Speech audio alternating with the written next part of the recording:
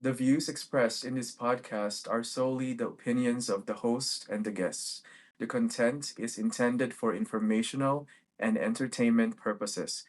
Listener discretion is advised. Welcome back guys, nandito na naman tayo for another podcast. Ito ang kwentuhan lang, walang personalan.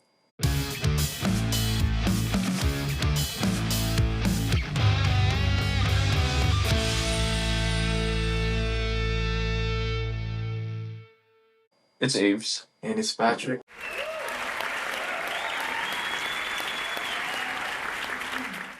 Welcome back, guys. Welcome back. Kamusta? Ito, medyo tinatry namin maging consistent na naman. Medyo busy kasi eh. Medyo busy. Pero tinatry naman po namin. So, just stay tuned at huwag po kayong aalis. Yeah, parang second week in a row na merong sinunod na or record na podcast. Correct, yeah. Yeah. Yes! Yes! Yes! Bago tayo mag-start, Patrick, kamusta naman ang araw mo? Okay naman, hindi ako masyado nakatulog today kasi naging busy ako kanina umaga pag galing ko ng work. Naging busy ako. Personal stuff? Personal Sige. stuff. Okay. Pero, Ano ba? It's something na gusto mo i-share or di naman? well, since mga pets ang pag-uusapan natin. Okay, yung pala. Pet life. hindi ba meron ka rin pet? Meron din akong pet. Oo. So, Well, ito yung pet ko, lang. So, pet to ng brother ko. Oo. And then, mamaya ikukwento ko. Pero meron kaming aso ngayon, si Arya. American Bully. Hindi ba ito yung bagong biling aso o? Hindi naman, we've had her for like close to 4 years na. Oh, okay. So matagal na rin. So matagal. Bigat ng aso na yan. Pero sweet. Oo, that's good. Pero sa ibang tao, yung mga di kilala, kakatakot syempre. Ang laki din 150 pounds. Umaga, bigat pa. Bigat niya, di ba? Para siyang isipin mo lang yung pitbull, and then pina-short mo siyang konti, Mm-hmm. pero dinagdagan mo ng muscle. Wow. Parang talaga. gano'n yan. Maskulado. Hindi ba Leon ang tawag dyan? Pwede, di ba? Yun, mapunta tayo sa yung pinagkaabalahan mo kanina. Well, natatanda mo na nag-usap tayo last night, no? Ames, hindi ko alam kung ano kukunin ko.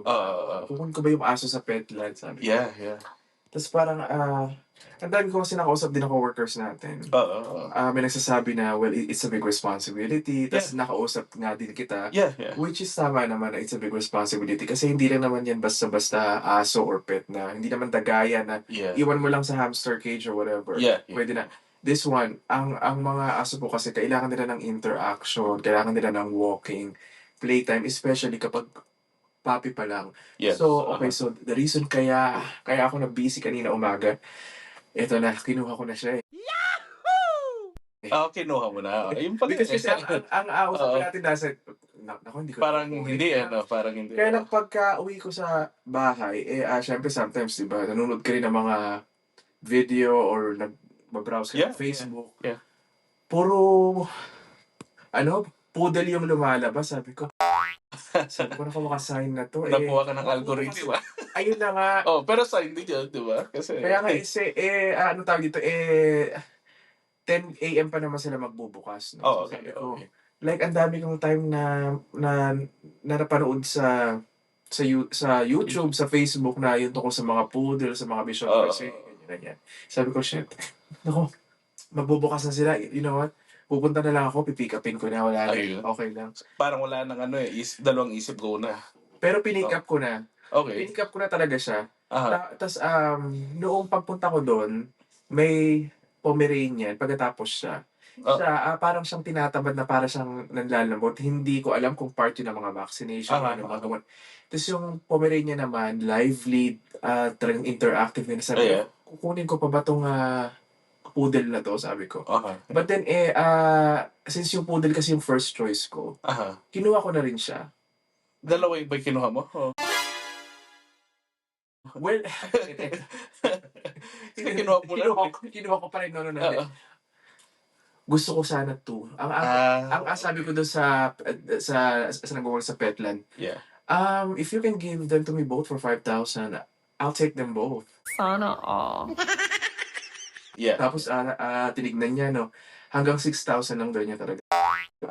Sabi ko, you know what, it was just a impulsive thing to say na kukunin ko siya. Pero hindi ko pinasa. So nag-stick na lang po ako sa poodle. Because kasi talagang it's a big responsibility.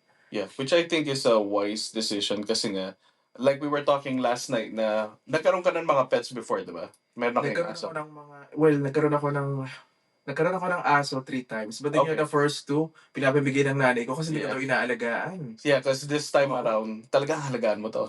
Di ba? Ayun na nga since wala pa akong kasama sa house. So, Yeah, so solo si Patrick sa bahay, so meron na siyang roommate Oo. ngayon. Oh, kamusta naman nung nakuha mo? Okay naman siya. Kaya lang kasi hindi siya interactive masyado. Hindi ko alam. Sabi ko baka merong sakit tong aso to. Sabi ko, ang sabi naman nung sometimes daw talagang ganyan sila. Yeah. So, basta just be patient with them. Tapos pag talagang nalalambot sila, meron kasi sila sa akin binigay na tinatawag na puppy boost. Okay. So, para siyang concentrated siya na, para siyang corn syrup na may honey, pagkatapos meron siyang mga vitamins. So, Aha. ang problema po kasi sa mga puppy, sa mga puppies, kapag mababa yung blood sugar nila, nalalambot daw sila. Oo. So, pagka nilagyan mo sila nung glucose mixture na yun sa bibig nila, magiging lively sila. So, parang magkakaroon ng rush of carbohydrates, gano'n. So, nung binigay ko na gano'n, nung nilagyan ko siya sa bibig niya, naging lively naman siya. But at the same time kasi, hindi siya kumakain. Talaga hindi siya kumakain ng dog food. Umiinom lang siya ng tubig. I gave her milk. She took the milk but not much. Kaya lang yung mga solid food, yung mga mashed, like mashed rice with milk, hindi niya kinain yun. Gusto lang niya, liquid like yung milk and water. That's about it. Ilang weeks na ba yung aso na to? 9 weeks na siya. Oh, 9 weeks. Okay, medyo bata pa. Medyo. Oo, mga 2 months and a few days. So ako, dun sa aso namin, si Arya, nagano kami trial and error kasi kami nabili nung dog food. Kasi malaking aso to. Pero Ganun. may rin siya preference, di ba? So, yung natutunan namin is, kaya pala, nung medyo lumaki siya, parang selective na siya. Hindi niya kinakain yung dog food. Kahit nabili mo yung pinakamahal or pinakamura na try namin. Mm. Pero ito yung na-try namin. Which hindi ko recommend kasi bata pa yung aso mo, no? So, pag kumakain kami ng meals, nag-aabang na yan. Nakaupo. Kasi minsan, bibigyan ko ng pakonti-konting, let's say, chicken. Oo, yung parang So, ginagawa namin, kakain kami, di namin siya pinapansin.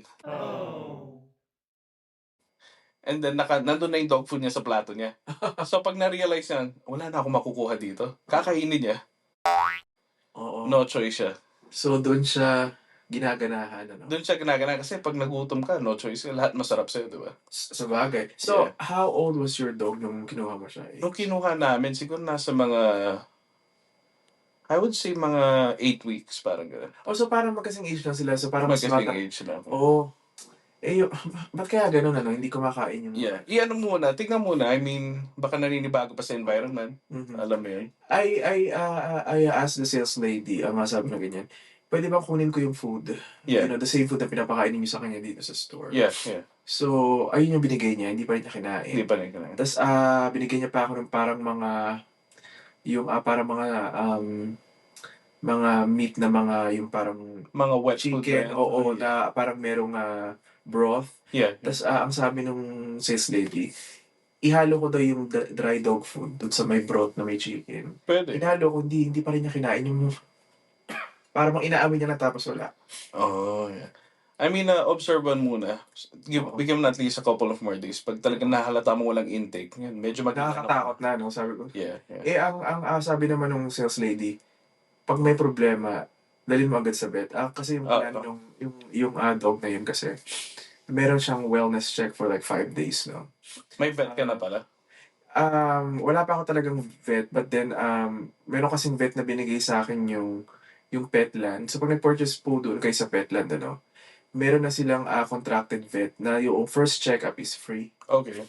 Pagkatapos, kung gusto mong ipa-neuter, sila na rin magbabayad.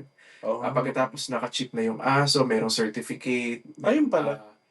Yung lahat ng kompletong paperwork, pati mga vaccines, pati yung like kung anong klaseng breed siya, kung sino yung mga magulang niya, lahat ng information. So, it's very thoroughly documented dun sa file na ibibigay sa'yo kasi kompleto na yun. I think naka-register sa mga AKC ba yung American Kennel? Yeah. Yung particular na binili kong aso, kung siya ACA, but I do not know what ACA stands for. Pero Oo, yan, maganda yung mga naka-register talaga kasi malalaman mo kung ano talagang parang naman ang ugali ng aso. correct, oo. Yeah. Mahal yung mga aso ring na, yung mga nasa show, Oo, yung yung mga ano lahi yun. nila. Oh yeah, mga show, ano yun, Show show dogs. quality, Yeah. mga show dogs. Yeah. Ayun talagang mga mahal talaga yun. Yeah, yeah. Pero yan, masyan man ako para sa nakuha ka na ng roommate. Oo nga eh. Kaya lang, Ito pala yung gusto malaman mga listeners, panigurado. Anong pangalan ng aso mo? okay, Diba? so, Bisky, Bisky. So, Okay, yung Bisky. Oh, yeah. Bisky stands for, well, it's short for like biscuit. Yeah, And that's then what I was thinking. yung color niya is para siyang kapag nag-bake po kayo ng cookies.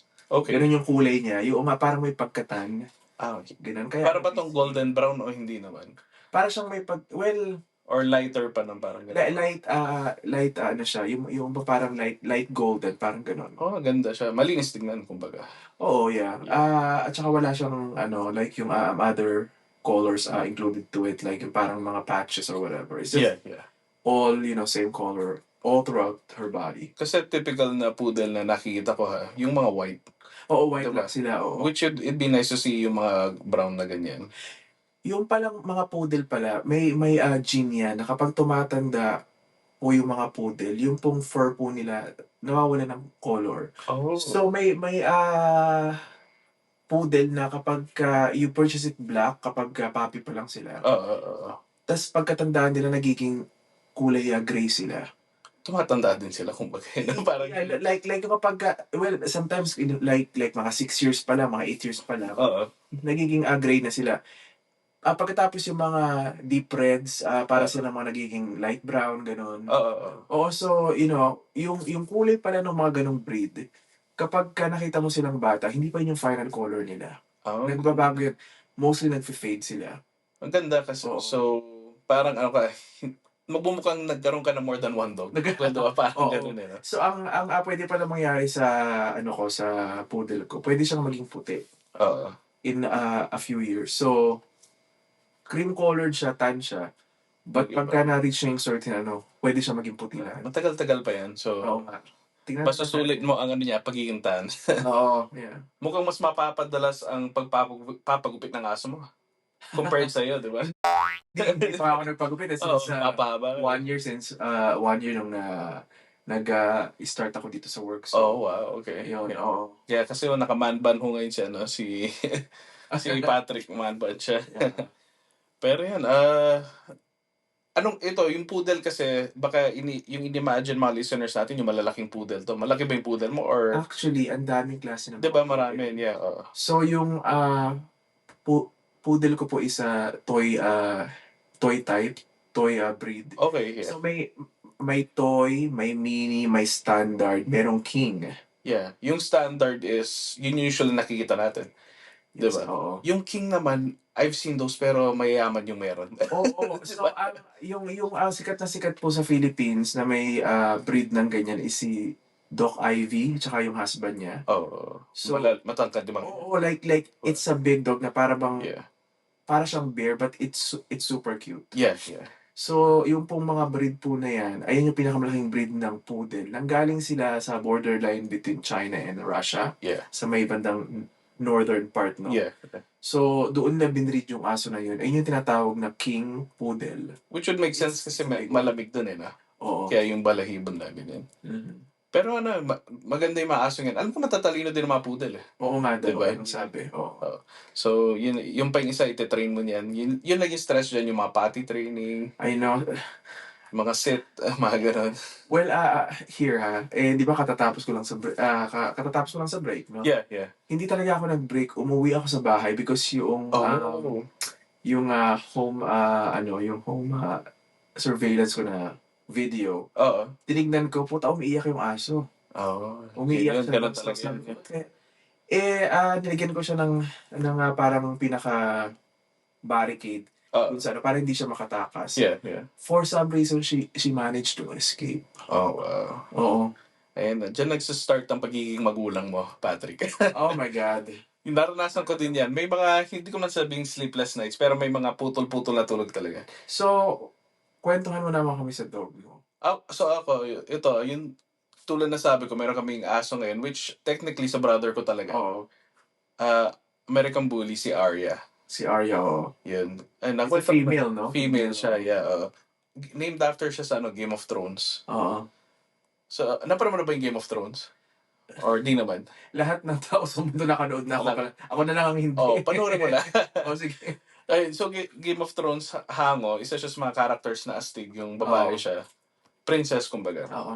And then, so, meron akong aso dati, sabay kami kumuha ng kapatid ko. Nung kumuha siya nung papi, kumuha din ako. Oo. Rottweiler naman. Oo. So, Pero, hindi sila magkapatid, Hindi magkapatid. Hindi sila magkapatid. So, ito, Rottweiler. Malaki din, kung titignan. Pero, papi ko nakuha, kinuha ko pa yun sa LA.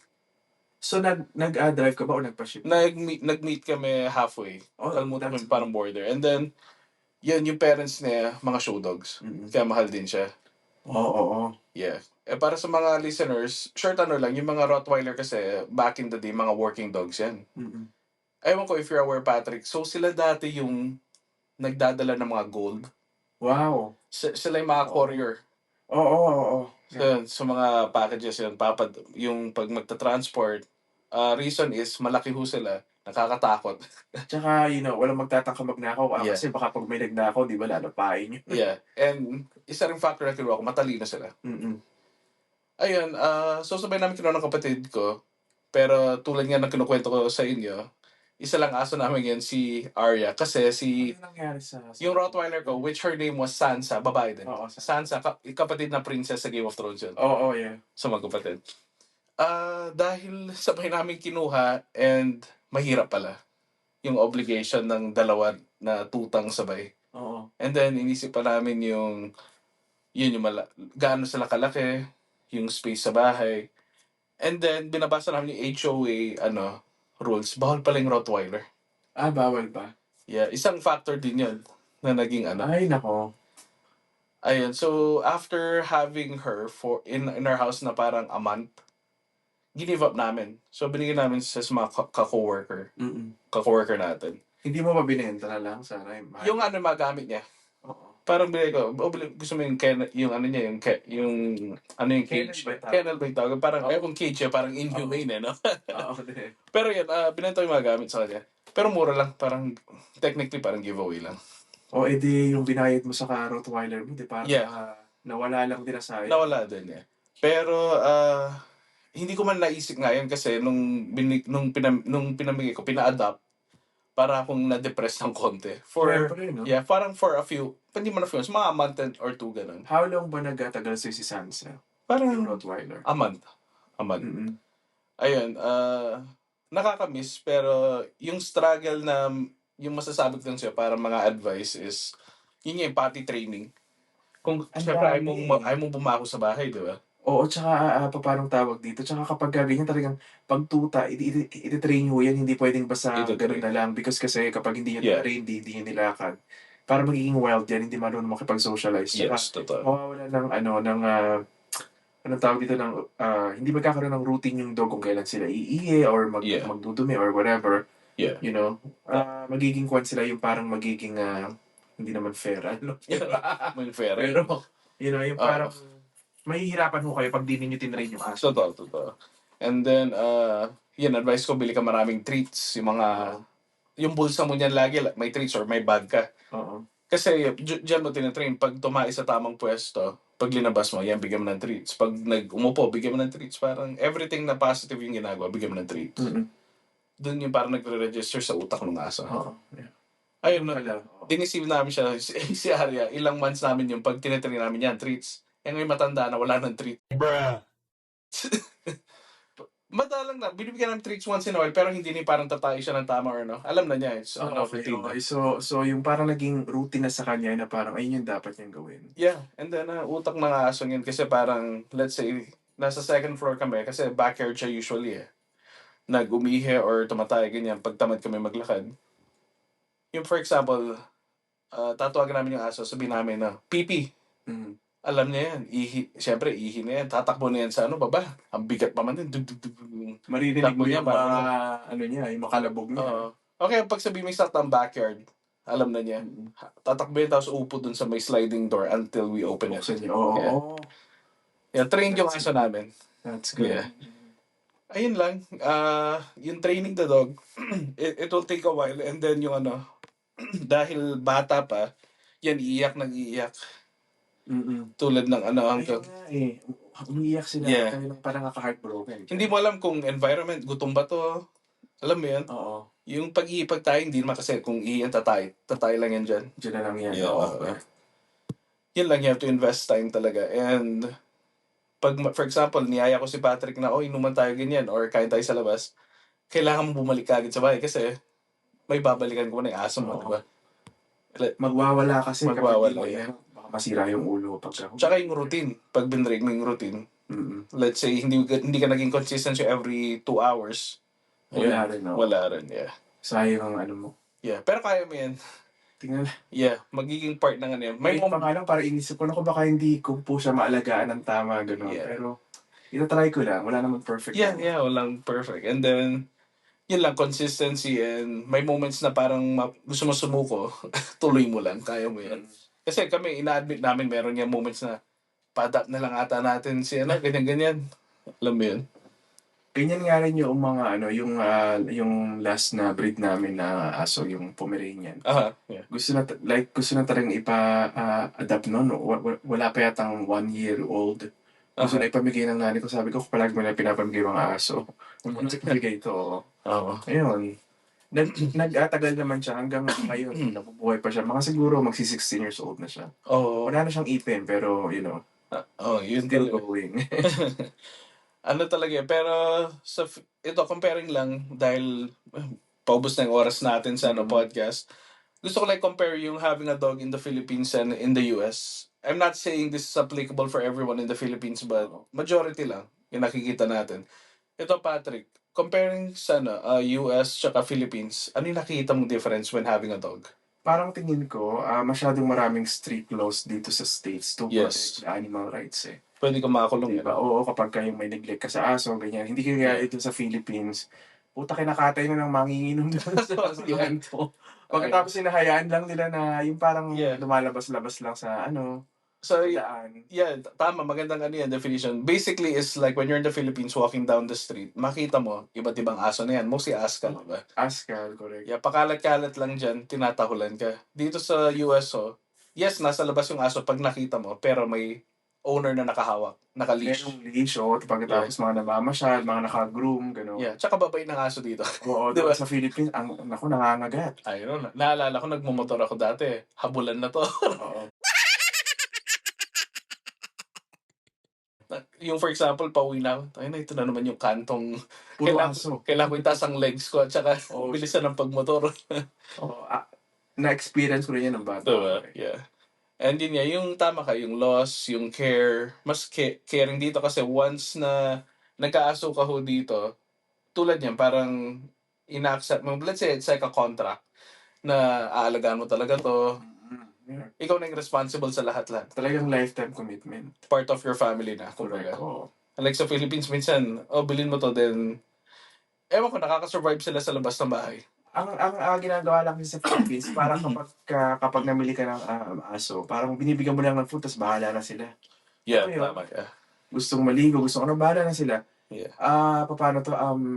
Unless, yung mga dogs niyo is yung mga parang yung mga may breed na mga mahal, ay inaalagaan yun, Yeah. Tama, so meron kaming mga maliliit na aso, mga Shih Tzu sa Philippines. Ayun, binibigyan ng Social yun, kasi tita ko mahilig sa aso. Meron na siya 4. Na ganun. Kinakain nila social chicken joy. Sana all. Diba? Yeah. Pero, again, hindi hula ng aso. Pero mostly sa Philippines, nakita ko talaga yung pakalat-kalat lang and then yung tira-tirang food, diba? So, wala pang 24 hours may aso ka, Patrick, di ba? Ito, out of 10, how would you rate it? Rate the... parang 0 being unhappy, 10 being happy. Yung experience? Right now, yeah, wala pang 24 hours to, ha? So, honestly lang, parang... Parang nasa 2 ako ngayon. 2, yeah. And 2 is because anxious ka ba na hindi mo alam yung nangyari, parang... Well, here. Number 1, my dog does not look like a a happy dog. Okay, yeah. Para siyang anxious. Yeah. Hindi siya kumakain. Uh-huh. Tsaka siya yung palagi siyang umiiyak. Ganyan sabi ko, naku, parang hindi ko ito maaalagaan, you know? Yeah. Gusto ko siya because cute, but at the same time, hindi naman cute lang ang mo sa pag-aso kasi No, yeah. responsibility. Tama, yeah. You know, if you were, this is so bad to hear. Mm-hmm. If I can only bring back the time, Yeah. baka hindi ko siya binili. Akala naman, Ito yung tanong, hindi mo pwedeng ibalik?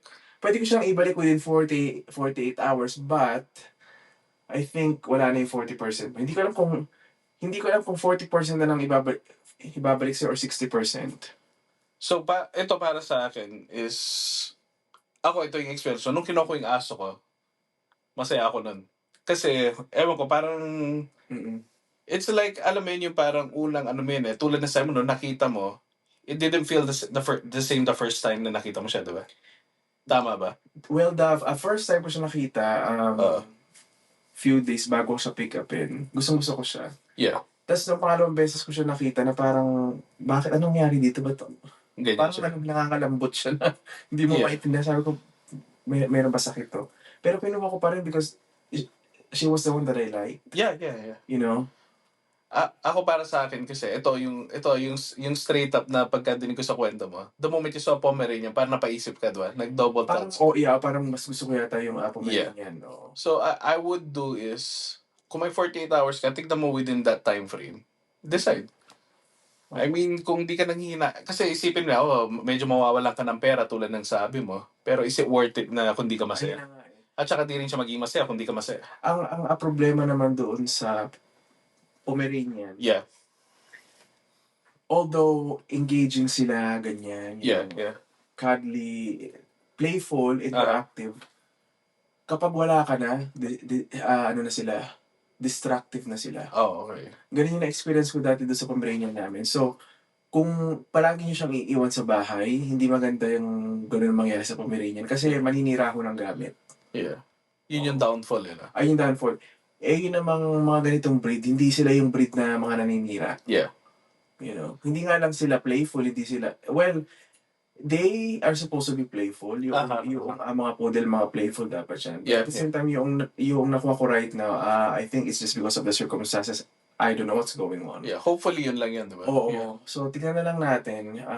Because parang let's say, kung magsushota ka man or mag-asawa, dapat it matches your vibe. Ayun na nga diba? Kasi kung di kayo parang masaya, hindi kayo magiging masaya. Parang parehas lang yung malungkot ng aso. Oh, yeah. I know.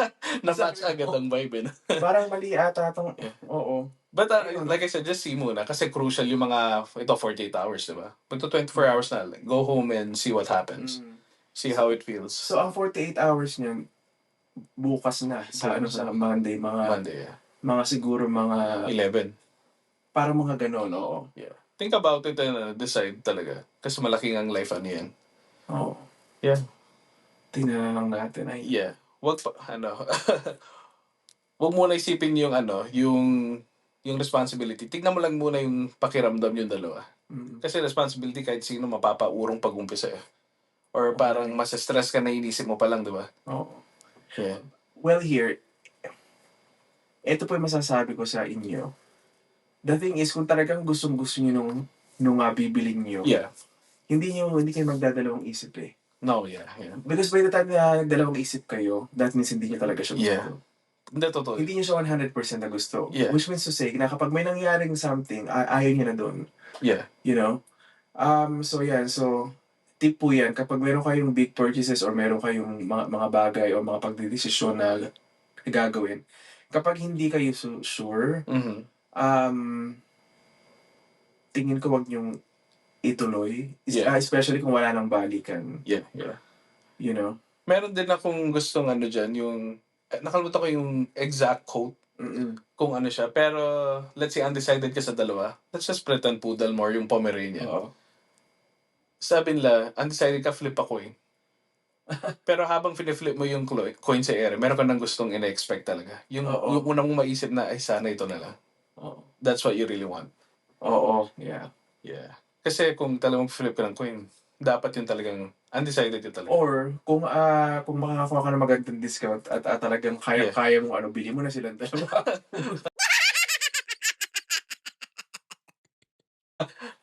Hindi ko ma-recommend na dalawa, pero it's up to you pa rin. Kung kaya mo, go lang. Ayun, sa mga listener, kung may mga pet stories din kayo, baka hindi lahat dog lover, baka cat lover yung iba, di ba? Oo. Okay din Yeah. naman yung cat. Ako okay din cat, kasi may pagka-moody sila, so ayoko ma-scratch. Oo. Alam mo yun. Oh, correct. Pero yun yung mga tipong pwede mong iwan sa bahay. Di ba? Oo, hindi sila umiiyak, hindi sila Yeah. Ano sila, wala nang pakialam sa... They're very independent yung mga cats. Yeah. No? Yeah. Basta provide mo lang yung kung saan tumataya, tsaka yung parang bahay niya.